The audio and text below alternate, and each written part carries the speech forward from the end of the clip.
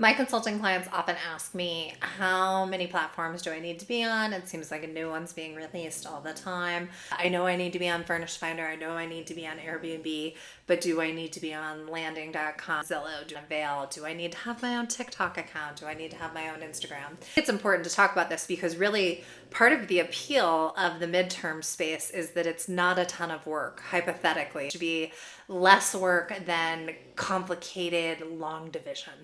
Hopefully a lot less work than that. You hear snoring, it's this little monster in the background.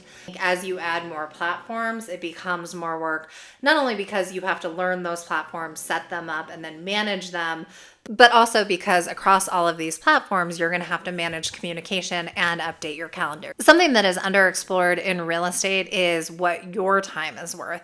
So there's an idea that if you're across all these platforms, you're going to squeeze out the most money. But I think that the reality is probably 20% of your work is going to yield 80% of your results. And that is why I'm so militant about going after the big platforms versus going one-to-one with an insurance carrier or somebody that works directly with traveling nurses. The reason for that is that those platforms are small. You have a really limited reach and you have a really limited tenant pool. So it's 80% of the work that you're doing for 20% of the return. Whereas if you're on Airbnb, VRBO, Furnished Finder, Avail, Zillow, it's 20% of the work that's going to yield 80% of your tenants. What do you care more about, time or money? This isn't always the easiest question to answer. Quick plug for my new workbook on Amazon, but there's a whole worksheet about asking this question different ways, asking this question with your spouse, etc., so you can really key in on it. Because in real estate, I believe there's a ton of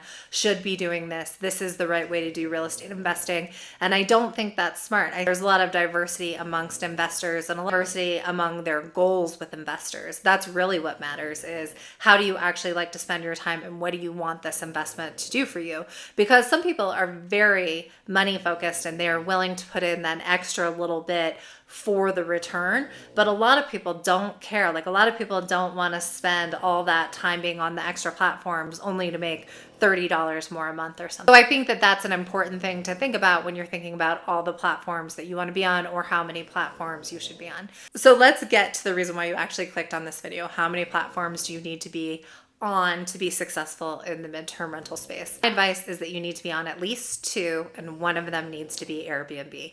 And then you can pick one of the other ones, whether that's Avail, Furnished Finder, Zillow Rental Manager, landing.com. You're calling a nursing site to see if they want to rent to you. So for myself, I'm on Airbnb, I'm on Zillow, and I'm also on Furnished Finder. And that's because my Furnished Finder account was set up for a long time and it's carryover, and I've been happy with Furnished Finder. I was already on Airbnb, and then Zillow is a product that I just thought would be interesting for this space because I felt like there was less competition there, but that people would probably convert well. Long-term renters, when they find furnished rentals in the long-term space, actually do convert quite well. But my advice to people is that you only need to be on as many platforms as what is keeping you booked at the rate that you want.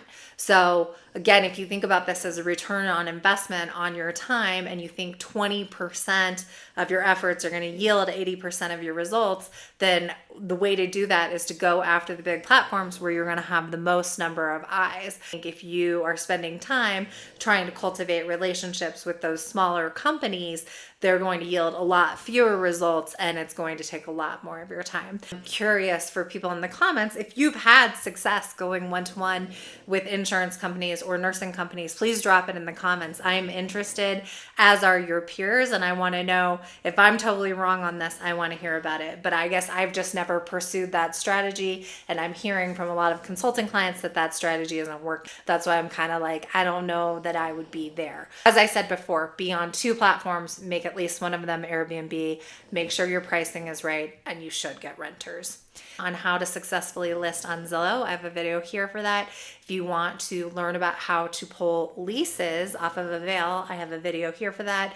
And if you want just a generalized guide to midterm rentals, there's a video here for that.